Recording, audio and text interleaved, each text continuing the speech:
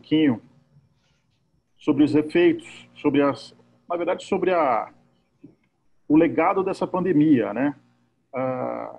O nosso tema é quais são os impactos da pandemia da nova realidade das relações de trabalho.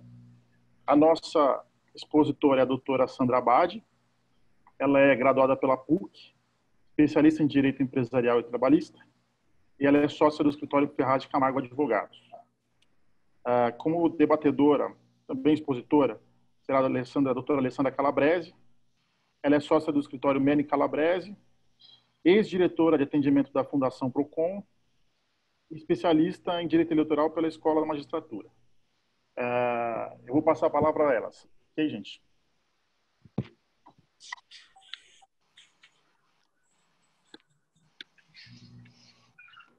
Eu estou aqui de coadjuvante dos dois, só vou fazer as perguntas e eu tenho certeza que será um grande debate, que são dois grandes profissionais na área trabalhista.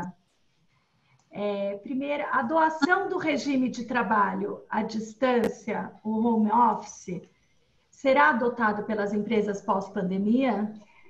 Boa noite. Queria, em primeiro lugar, agradecer à OAB Pinheiros, agradecer à Alessandra, presidente da Comissão da Mulher da OAB, agradecer aqui à Sociedade Brasileira de Programação Neurolinguística por esse espaço, esse estúdio aqui que nós estamos, e dar uma noite a todos que estão aí presentes e que vão participar um pouquinho com a gente. Bom, essa crise, ela veio sem manual, né, Alessandra? Então, uma coisa que a gente tem absoluta certeza é que esse trabalho em home office, ele veio para ficar, né? Então, apesar dessa crise não ter um manual, essa é uma regra que veio para ficar. Então, isso por quê?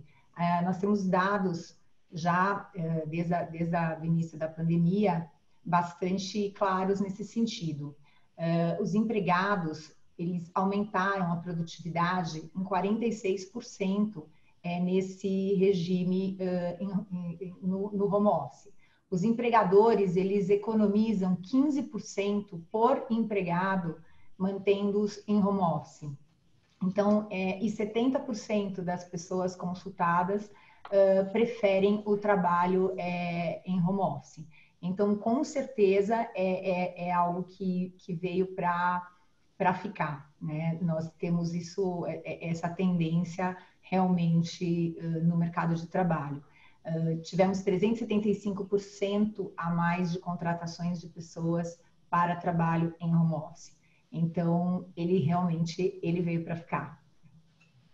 Eu queria agora ouvir o Dr. Gustavo um pouco a respeito desse assunto. Eu só acrescento, de fato veio para ficar. Eu acho que esse é o grande legado, se a gente pode dizer um legado positivo da pandemia, no âmbito das relações de trabalho. O grande legado é o home office mesmo, é o trabalho remoto. Isso já é uma realidade, as empresas já demonstraram que não vão retornar,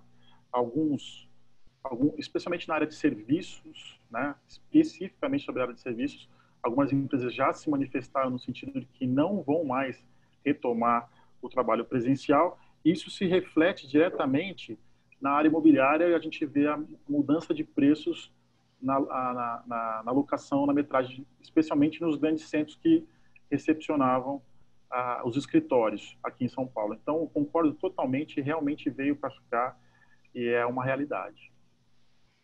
Eu queria saber qual a diferença do teletrabalho e do home office.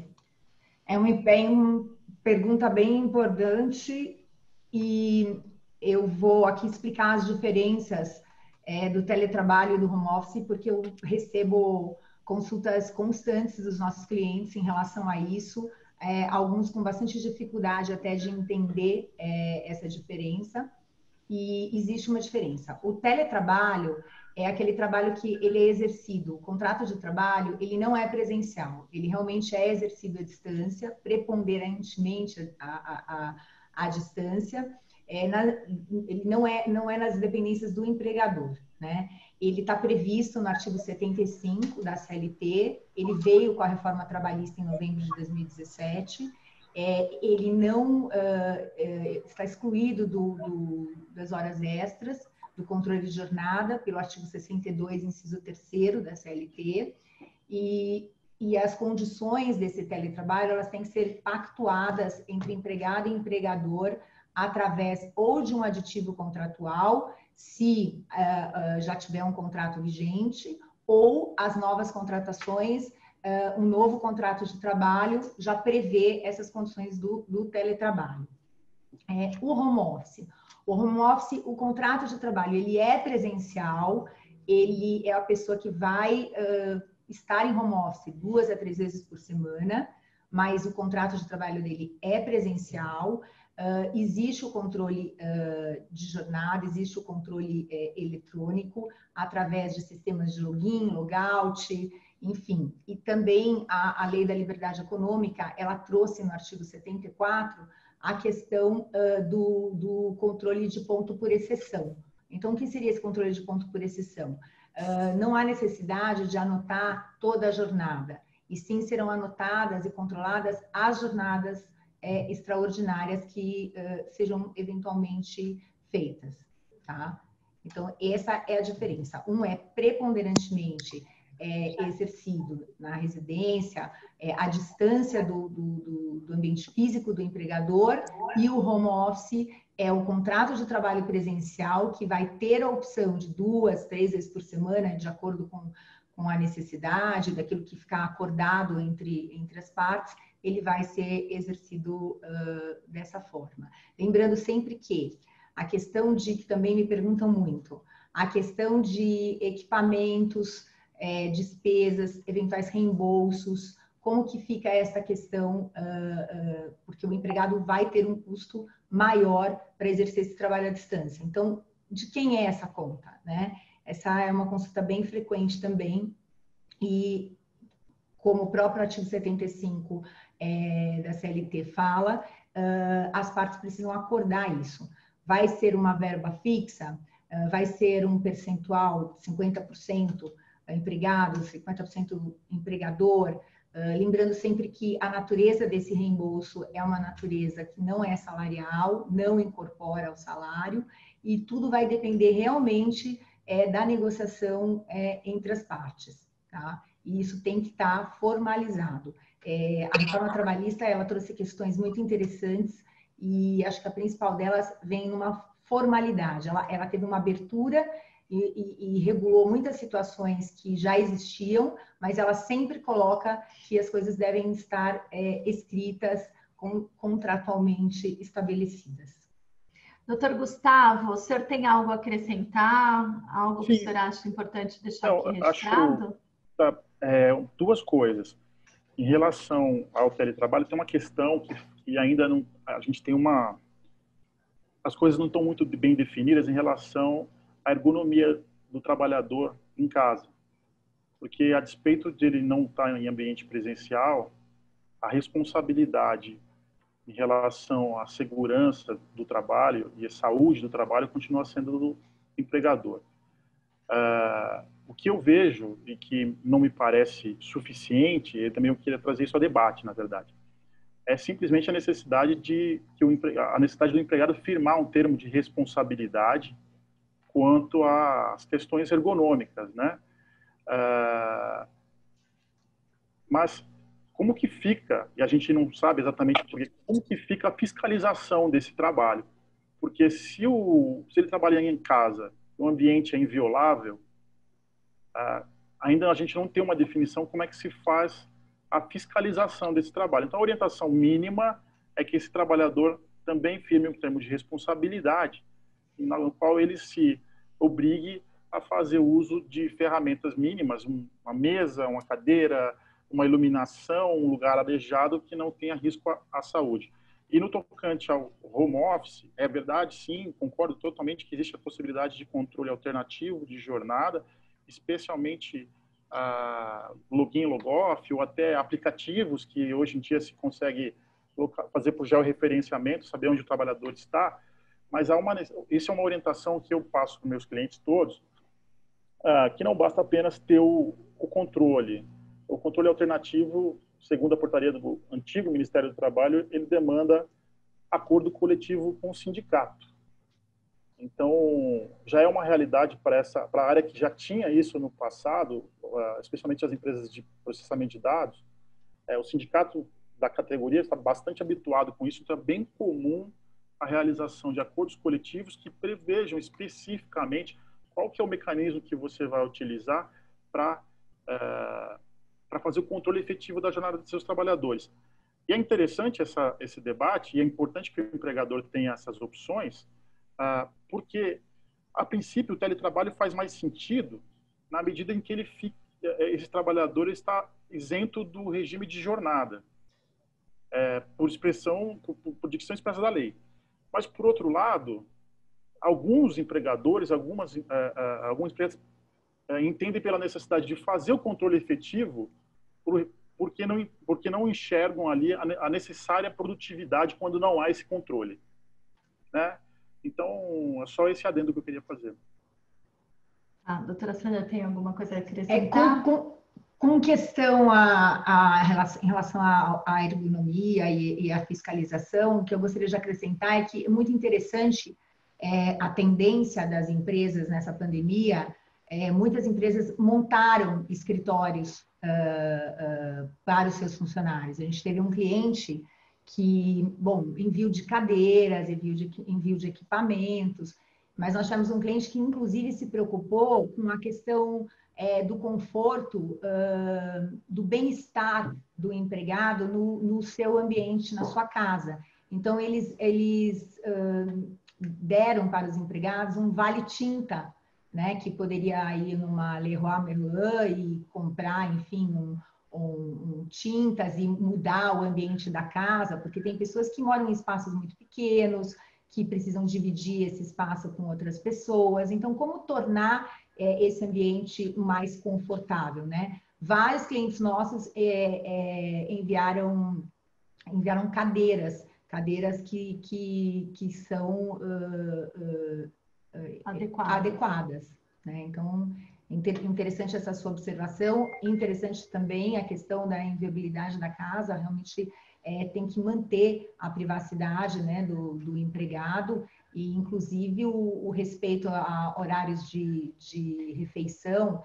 Então, os gestores não marcarem reuniões, calls, enfim, em horário de almoço, porque as pessoas almoçam com suas famílias, com seus filhos, enfim. Então, manter isso é sempre uma orientação que eu dou. Também não marcar nenhum tipo de call tarde da noite, só porque acha que a pessoa está ali em casa e está disponível. Então, eu acho que vai também desse estabelecimento de rotinas, né? A rotina do trabalho presencial, ela pode sim ser bem orientada por bons gestores. Eu vou falar depois um pouquinho sobre os novos líderes, né, que vão ter espaço nesse novo cenário pós-pandemia e com essa adoção do home office e do teletrabalho. Em relação à sua observação do teletrabalho, é bem interessante porque eu tenho indicado muito mais o teletrabalho, mas existem funções que elas não permitem que o teletrabalho tem só teletrabalho, que elas precisam que a pessoa esteja alguns dias da semana presencial na empresa. A gente tem alguns clientes que têm atividades essenciais, inclusive, que ficaram desde o começo, né, setores aí do agronegócio, que ficaram desde o começo da pandemia autorizados a estarem em pleno funcionamento. Então, existem várias peculiaridades, nós não sabemos realmente como que o judiciário vai se pronunciar lá na frente, são questões novas. Eu entendo, eu converso bastante com um amigo meu que é desembargador, e que tem muito bom senso, e nós, em conversas, ele sempre me diz que acha que o judiciário também vai ter uma inovação no sentido de ter um bom senso e avaliar essa questão da pandemia dos dois lados, né? Empregado e empregador, e verificar também todas as medidas que que foram tomadas. Então, é um novo cenário aí também jurídico que se apresenta. Bom, vou passar para a próxima questão. Pode falar. Deixa o seguinte, às vezes, quando a gente tem uma novidade, e eu vejo isso há algum tempo nos ambientes de trabalho, nas relações de trabalho, os empregadores correm fazem aquela opção de maneira desenfreada. Aconteceu isso, a questão de 20, 15 anos, a questão de cooperativa, havia um movimento que foi para a cooperativa. E aí me veio à cabeça o seguinte, de fato, é uma vantagem evidente o trabalho em casa. Mas a gente não pode deixar de também perder de vista que a própria legislação trabalhista estabelece que, ainda que ele esteja em casa, remanescem aí todos os elementos de vínculo empregatício, subordinação especialmente. O que eu quero trazer à discussão é a seguinte.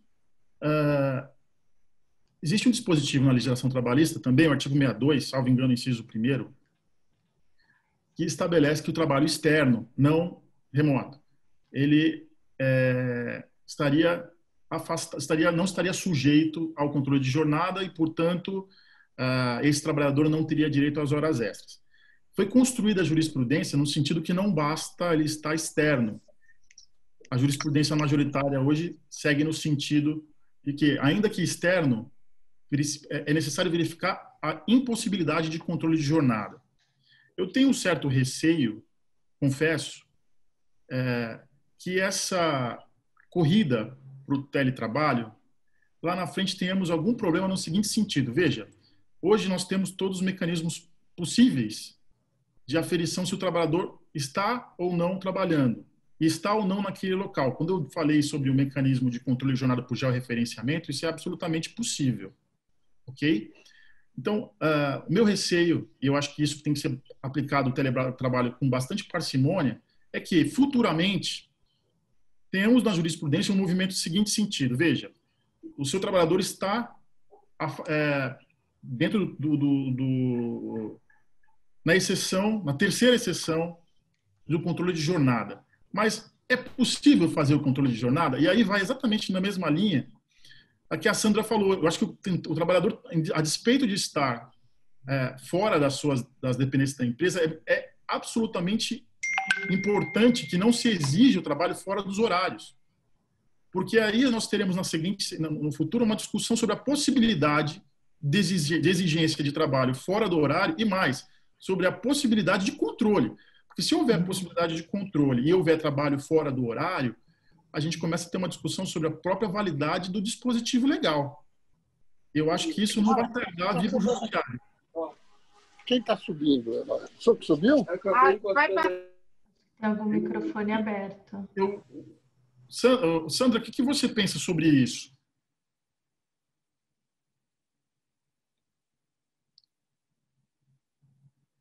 Vocês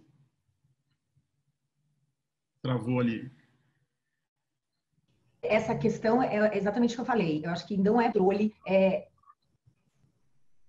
a questão do horário, eu acho que precisa realmente ser controlada, não ter esses excessos o empregador não requisitar o trabalho fora daquele horário contratual, e constitucionalmente às 44 horas.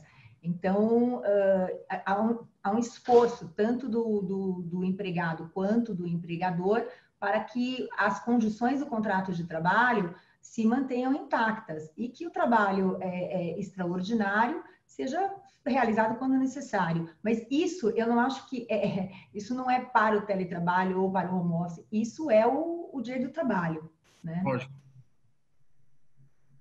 Não, perfeito. Posso passar aqui para a próxima questão? Como as profissões serão impactadas pela pandemia? Haverá mudança nas profissões? Quais os ajustes que os profissionais de diversas áreas terão que fazer para se adaptar?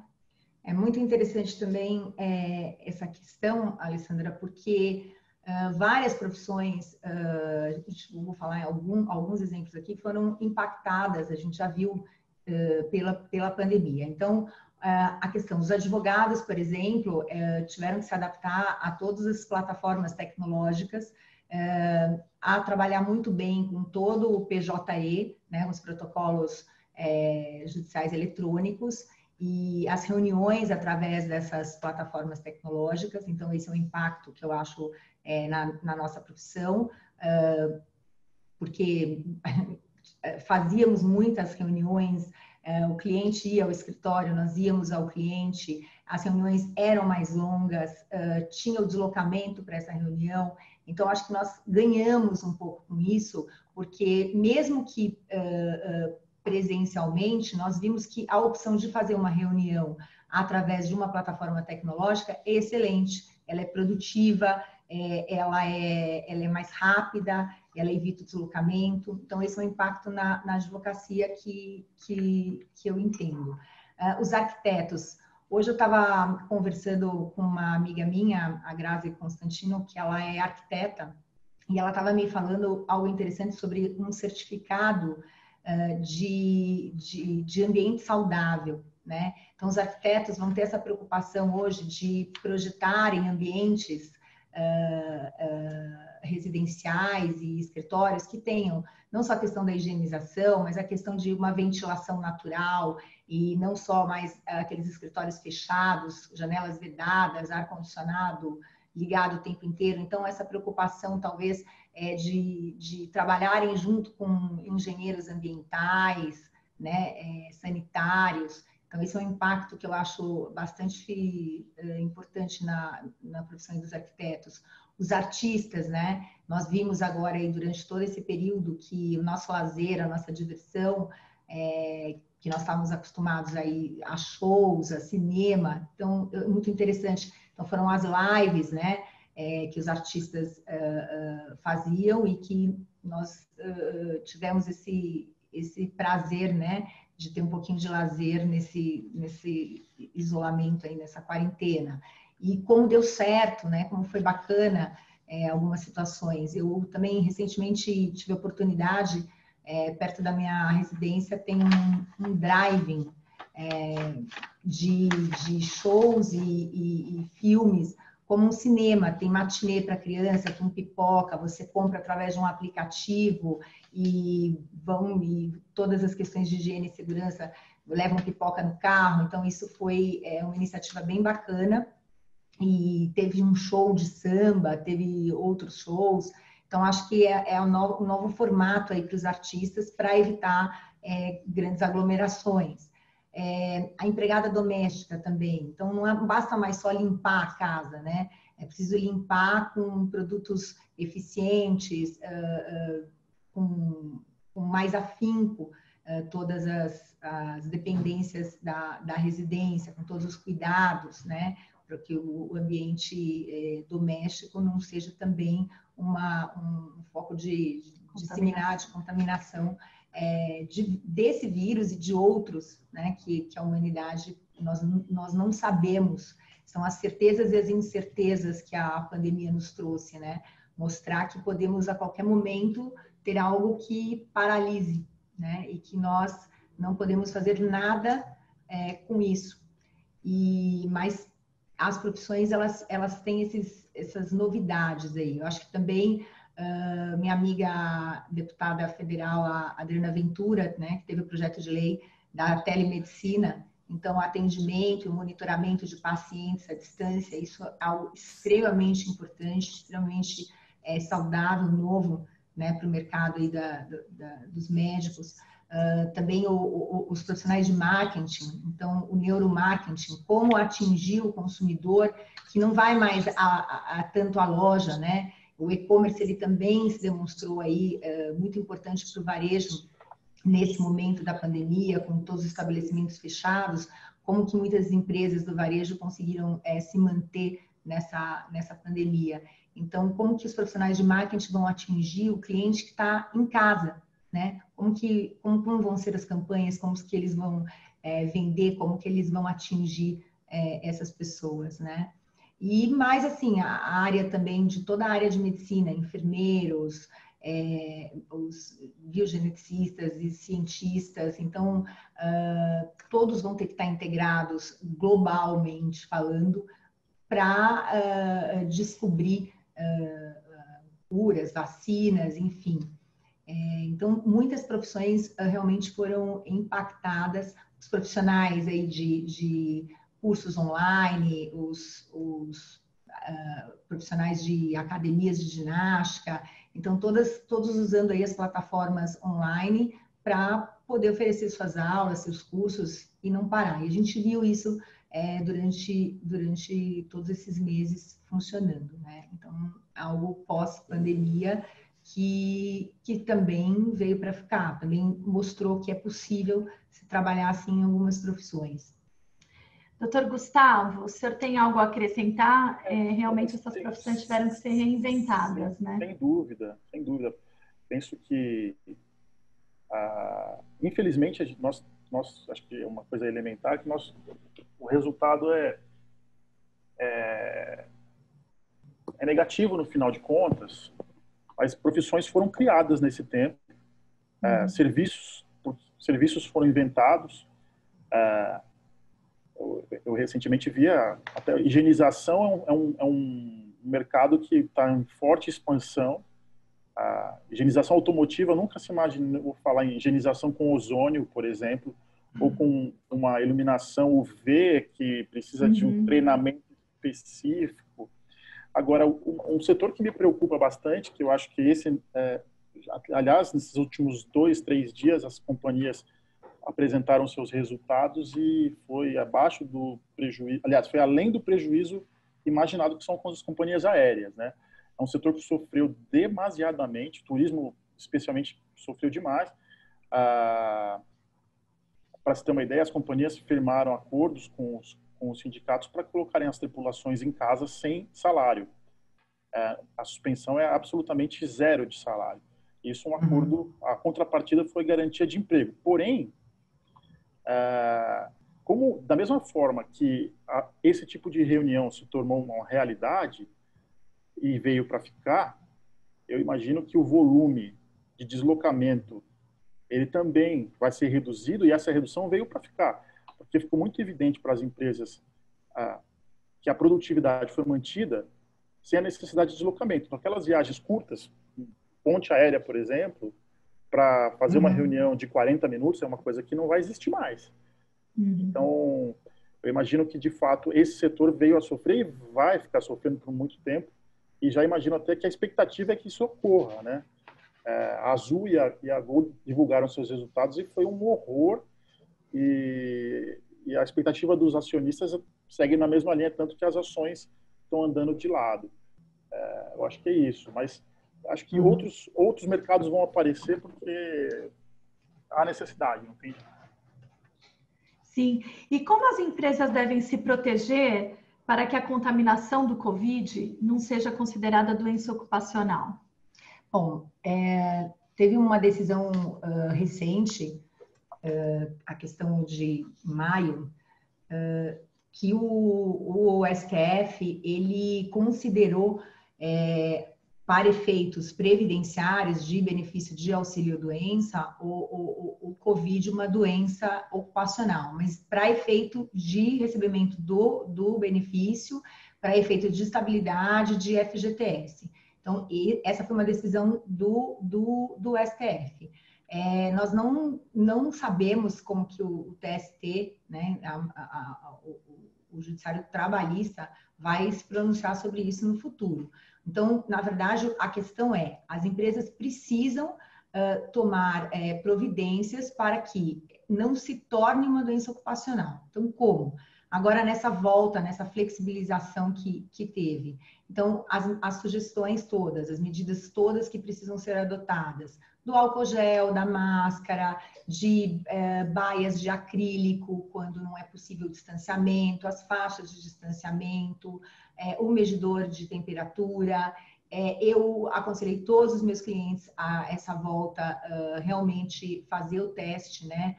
do Covid nos seus empregados. Entendo que esse teste deve ser, o custo é do empregador, porque se ele não tomar essas medidas e uma pessoa que estiver contaminada voltar presencialmente a trabalhar e contaminar os demais, eu entendo que essa contaminação foi no ambiente de trabalho.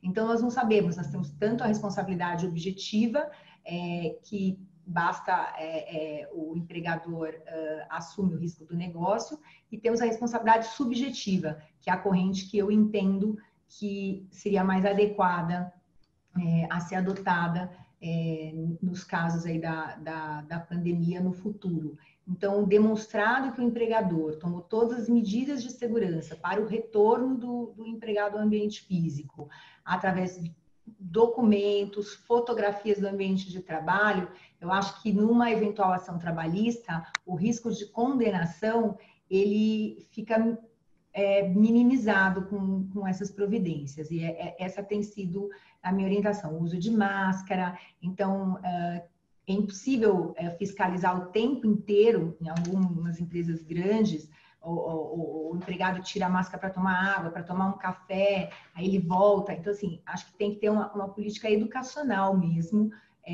de RH, e acho que os líderes do futuro são os líderes que vão estar atentos a esse tipo de mudança que a pandemia nos trouxe. Doutor Gustavo, o senhor tem algo a acrescentar em relação a isso? Tem sim. Logo que nós tivemos a pandemia, e foi algo súbito, pouco sabia-se o que fazer, e o reflexo disso são as medidas provisórias, né? Há pouco nós falávamos sobre teletrabalho, e a medida provisória basicamente falou: ponha todas as pessoas em casa sem muitos requisitos, e assim é uma forma de você evitar os problemas. E nesse momento, pouco após, o Ministério Público do Trabalho editou uma série de notas técnicas sobre o tema. Evidentemente que essas notas técnicas são meramente são recomendações. Mas, diante da ausência de uma legislação específica, eu não tenho a menor dúvida que elas vão nortear as decisões para o futuro. E uma delas, desculpa, eu não lembro de cabeça, mas assim, e uma das normas técnicas, o Ministério Público do Trabalho faz uso de um estudo da Agência Norte-Americana de Saúde, que estabeleceu em 5 níveis o risco de contaminação.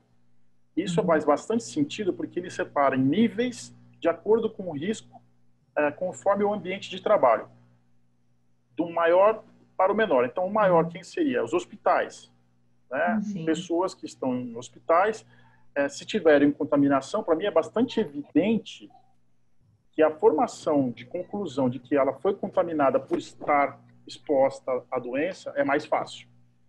Aí, na linha abaixo, tem aquela pessoa que trabalha com transporte de cadáveres. Então, ainda assim, ela está assim, muito exposto, pouco menos exposto, e assim ele vai reduzindo. Para chegar ao ponto que, para escritórios, o risco, diante desse contexto todo, é o menor. E nessa lógica, concordo totalmente com o que a doutora Sandra falou, que a responsabilidade é subjetiva, e acrescento o seguinte: estando demonstrado que o empregador tomou as medidas mínimas, e eu sempre também oriento os meus clientes para assim, faça um pouco mais do que o mínimo, tomou as medidas mínimas, ele vai ter, pelo menos, um documento que mostra: eu tomei o mínimo possível de medidas, eu fiz aqui alguma coisa, que no mínimo preserve o ambiente de trabalho e não exponha meus colaboradores a risco. Eu refuto com todas as forças a possibilidade dele ter sido contaminado aqui. Por quê? Por 2 motivos. Porque o Ministério da Saúde já entendeu há muito tempo, lá em março, inclusive, que essa é uma doença que existe transmissão comunitária. Em portaria do ministro da Saúde à época, ou seja, se a contaminação, se a transmissão é comunitária, não dá para descobrir onde está o foco de transmissão, o foco de contaminação. E 2, A legislação previdenciária, ela já estabelecia, muito antes de pensarmos em pandemia, já estabelecia que doenças epidêmicas não são ocupacionais. Se as doenças epidêmicas não são ocupacionais, aquelas oriundas de pandemia, no meu modo de sentir, seguem também a mesma linha. Portanto, se o empregador tiver adotado o mínimo tapete higiênico, o mínimo que os protocolos das suas áreas recomendam, ele vai estar bastante salvaguardado para mostrar, olha, fiz tudo que eu podia, fiz tudo até onde eu sei, porque a gente não sabe a eficácia dessas medidas, é um fato, a ciência até hoje não descobriu. Fiz tudo que eu imaginei que é o correto, segui os protocolos e mais. Essa pessoa pode ter sido contaminada em qualquer lugar, em casa, porque eu não tenho como localizar o foco, diferentemente de um estabelecimento com alto grau de risco, como um hospital, que é muito mais fácil a conclusão, a presunção que esse trabalhador se contaminou lá. Então, estou totalmente de apoio com o que a Sandra falou e só acrescento isso. Eu tenho uma pergunta aqui, se a medida provisória 927 perdeu a validade. MP 927 perdeu a validade. A MP 927 trazia a questão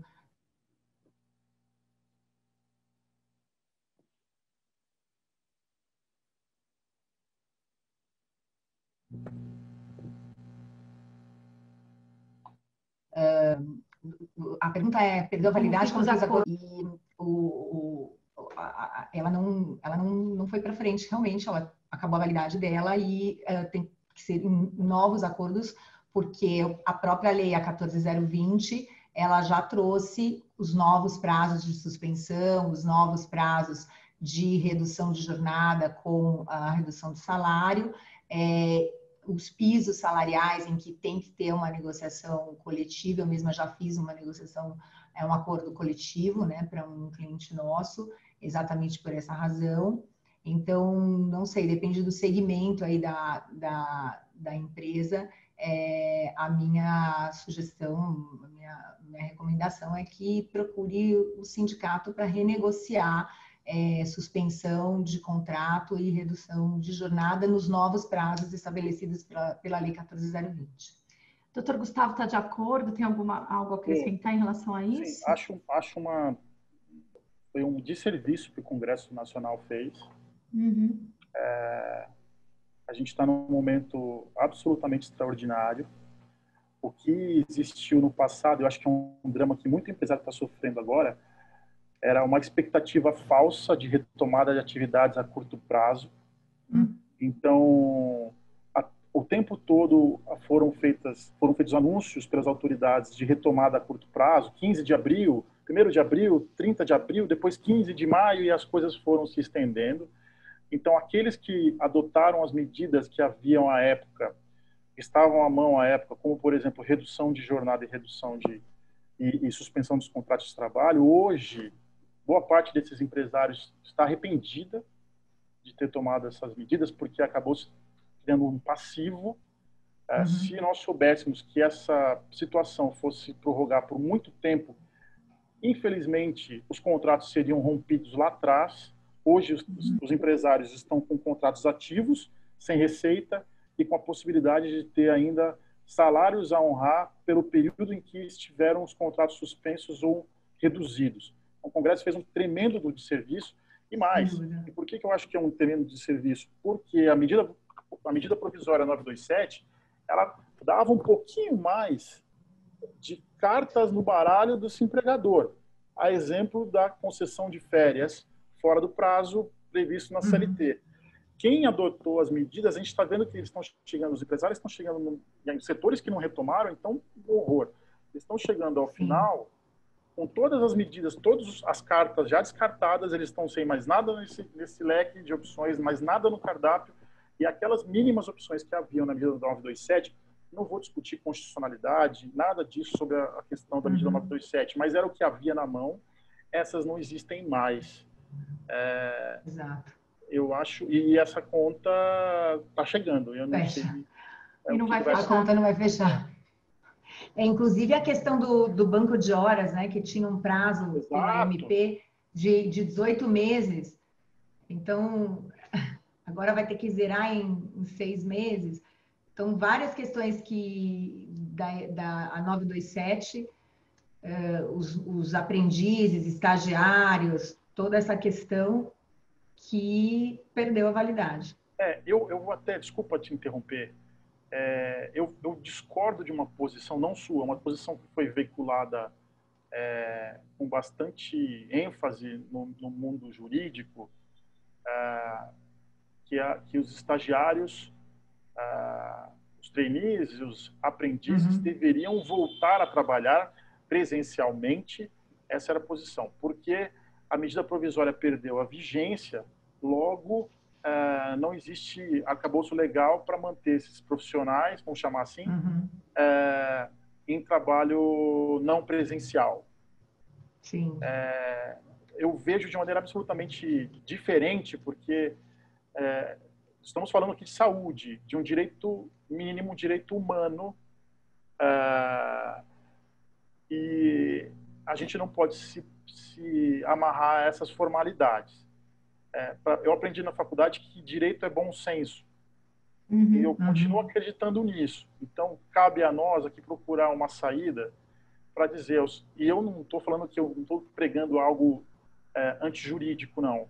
Eu acho que cabe a nós entendermos e procurarmos um argumento legal bom que justifique que esses profissionais fiquem em casa. A justificativa é a maior delas, é a preservação da vida. Um argumento que eu utilizaria é a própria nota técnica do Ministério Público do Trabalho, que antes da edição da medida provisória 927 já pregava a possibilidade dos trabalhadores, dos estagiários e aprendizes, trainees também, trabalharem de suas residências. Então, não havia nada que proibisse. A gente está trabalhando num mundo de inversão de princípio de legalidade, né? Não vejo a necessidade de haver uma lei que expresse a vontade ou que expresse a autorização para que esse trabalho seja realizado em casa. Se não há nada que proíba, no meu modo de ver, está livre, está permitido. Sim. Eu queria aqui ir já para a última questão, e aí vocês veem como vocês querem conduzir a questão das perguntas. Qual o papel do novo líder, na sua visão e na visão do Dr. Gustavo? Ontem eu assisti um debate muito interessante no canal da Money Report, que é uma plataforma de conteúdo político, econômico e de empresários, dos meus amigos da Cristina e da Luísa Falcão, e debate muito interessante a respeito do novo líder que sai dessa pandemia, né? Então, o novo líder que sai dessa pandemia é um líder mais generoso, né? O líder generoso, ele é, sem sombra de dúvidas, um líder agregador, muito mais agregador. É um líder que ele não tem só que formar um time, né? Então, hoje, o líder realmente, como eu já disse aqui hoje, ele tem que lidar com questões pessoais, ele está distante, mas ele está mais próximo, ele vai estar mais próximo ao seu empregado, ele vai desenvolver competências de gestão que vão além das competências técnicas. Eu acho que são competências de generosidade, de amorosidade, de gratidão, de colaboração entre as áreas. Ele vai estar muito mais preocupado com o seu propósito mesmo de vida. O que eu estou fazendo aqui, né? Porque eu acho que o novo líder que vai se buscar no mercado, eu veria assim, os líderes da minha equipe, por exemplo, eu gostaria que eles procurassem pessoas com esse perfil no mercado pós-pandemia. Pessoas preocupadas com todas essas questões que a gente falou aqui. E isso é um exercício de generosidade, de amorosidade no sentido de empatia, né, pelo outro, porque existem situações que deve ser muito mais dolorido e complicado trabalhar à distância. A gente não sabe a realidade do ambiente familiar do lado de lá, né? Então, eu acho que o líder, ele vai desenvolver a sua pluralidade. Então, acho que a gente estava falando das profissões, né, dos impactos nas profissões. Eu acho que, como um todo, tem um grande impacto aí nos líderes, nos gestores de áreas, e deles se adaptarem a esse novo cenário e realmente desenvolverem essas competências que vão além das técnicas, né? Nós temos muitos profissionais muito capacitados no mercado, e acho que também o líder vai estar muito mais focado realmente em produtividade. Acho que aquelas cobranças ficaram no passado, então acho que é um bom trabalho aí para pessoas que são aí da área de recursos humanos desenvolverem. Até via uma diretora de RH aí que está participando, uma profissional super competente aí, que tem 20 e tantos anos à frente de um recursos humanos, e até depois vou conversar com ela a respeito, mas tenho certeza que a busca do novo líder é esse líder da pluralidade, né? Acho que Doutor Gustavo, o senhor tem alguma consideração em relação a isso? Qual o papel do novo líder? O papel do novo líder, na minha opinião, é humanizar essas relações. De fato, é isso. Eu não vou fazer um discurso feminista, não, mas eu penso o seguinte: é muito mais aceitável no universo feminino, no meu modo de ver, o trabalho fora de casa, por exemplo, porque as mulheres têm uma série de tarefas e se dividem com a rotina do lar, com os filhos e com o trabalho, e talvez isso passasse não muito bem entendido. Quando nós, homens, passamos a viver a mesma realidade de filho correr atrás da câmera, de ter um ruído na casa de criança chorando, ou a empregada com um aspirador e tal, passamos a ter um pouco mais de compreensão. E eu penso que o novo líder enxergou, sentiu na pele o que as mulheres sentem e humanizou. Ele vai ter que passar a ter uma postura mais humana dessas relações e ser mais generoso. É isso aí mesmo. Gostei muito da sua fala, viu, doutor Gustavo? Eu sou defensora das mulheres, né? Não podia aqui não me manifestar.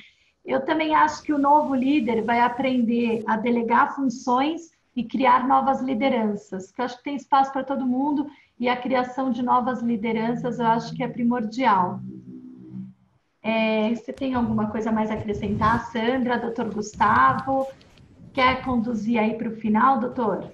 Eu queria só fazer uma questão que eu acho bastante polêmica e eu não tenho uma opinião totalmente formada. Eu sei um pouquinho, mas é aquela coisa, quando a gente mais estuda, mais dúvidas a gente tem, né? Uma parcela dos profissionais enorme que me preocupa, a volta desse pessoal para o trabalho, me preocupa profundamente, são aqueles profissionais que integram os chamados grupos de risco. A gente pouco sabe, na verdade, quem são esses, a gente ouve falar, existe sim, na própria legislação estadual, citações sobre o que seria grupo de risco, mas há divergência, inclusive com a própria medicina, né? Eu vi gestantes, grupo de risco ou não é? Segundo a legislação estadual, sim é, mas por outro lado, a gente já vê profissionais da área médica dizendo, não, desde que não seja uma gravidez que necessite de acompanhamento, não seria grupo de risco. E aí, como fazer para trazer esse pessoal de volta para o trabalho de maneira segura? Lembrando o seguinte, que o contingente é absurdo, é muito alto. O empregador não tem a opção de se desfazer dessas pessoas, porque a gente está falando de uma categoria gigantesca. São obesos, diabéticos, pressão alta, idosos, gestantes, e aí a lista lá é infinita. Eu já vi, na minha experiência profissional, na minha experiência profissional, uma companhia grande que contratou um infectologista, e nós fizemos um trabalho lá para que nós somos além do mínimo. O que era isso? Que eu falo, olha, vamos sair um pouquinho, a gente precisa separar essas pessoas, dizer, fiquem em casa e eu vou lhe garantir o salário, é algo que só, eu acho que no mundo do faz de conta que a gente acreditaria que isso seria possível, porque as pessoas precisam render, ter receita para serem pagas. Então, lá o que nós fizemos? Destacamos ônibus, transporte dedicado. É custoso? Sim, é custoso. Segregar espaços para alimentação. É custoso? Claro que é custoso. Só que não é mais custoso do que não tê-los, porque essa opção não vai existir. Uhum. Então, essa é uma questão que foi uma experiência que eu tive, mas que eu trago aqui como um ponto de interrogação. O que fazer com essas pessoas? Me preocupa bastante isso. Tá? Só o último comentário, assim,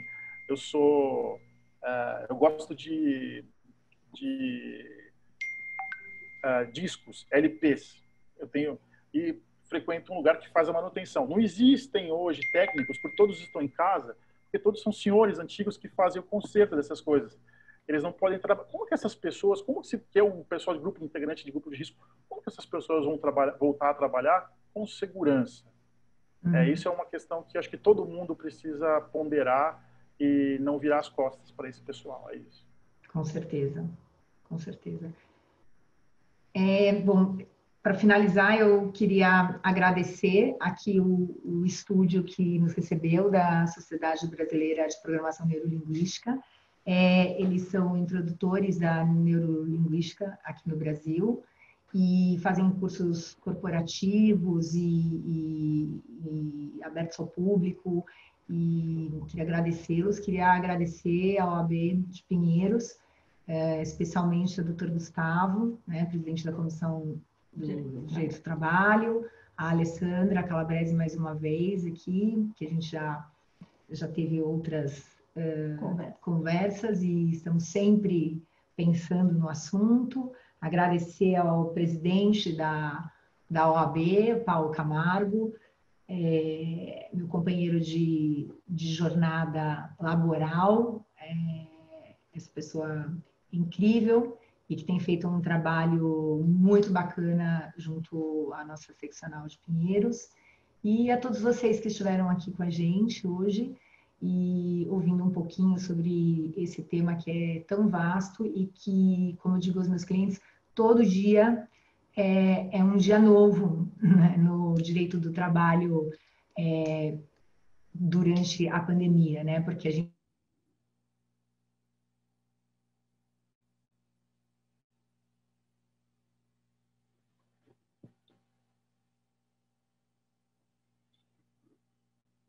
não sabe se a gente vão fazer leis, então não adianta ter o cliente afoito, né, como o Gustavo já falou, querendo fazer tudo assim que houve uma notícia, que sai em UOL, e aí eles já ligam desesperados o que vão fazer. Tem que ter calma, tem que ter cautela para não gerar ainda mais um passivo trabalhista. Então, essa é a minha consideração final e o meu agradecimento especial aqui a todos os envolvidos. Doutor Gustavo, a palavra está com você. Eu também gostaria de agradecer muito a presença de vocês, falo em nome da Comissão de Direito do Trabalho. Vejo que temos membros da diretoria na sala, o presidente, o Aloísio, agradeço demais, amigos aqui também. Agradeço demais vocês pela exposição, foi ótimo estar com vocês. É isso. Doutor Gustavo, eu também agradeço muito a oportunidade de vocês dois, você assim como a Sandra, terem me convidado para conduzir essas perguntas. Para mim é uma honra e uma alegria participar com vocês, são duas pessoas que eu admiro demais, principalmente pelo trabalho que exercem. Também quero agradecer aqui ao diretor, doutor Rafael, que não está presente, e em nome dele eu agradeço a Luísa, que está fazendo esse trabalho, e a todos aqui presentes, e passo a palavra para a doutora Luísa para o encerramento. Doutora Luísa? Quer encerrar, doutor Gustavo? Pode ser, eu acho que o Aloísio está com... Acho que ele está ruim, né? Então, eu encerro em nome da Ordem dos Advogados do Brasil, subseção Pinheiros. Agradeço demais a presença de todos e espero vê-los em breve. Obrigada. Tchau, tchau. Tchau, tchau. Tchau.